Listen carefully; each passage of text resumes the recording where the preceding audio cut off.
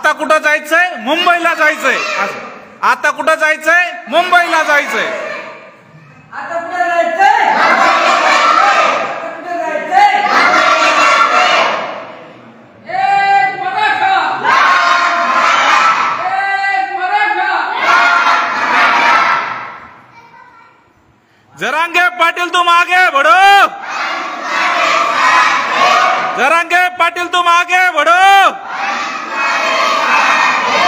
आता कुठं जायचंय? आता कुठं जायचंय?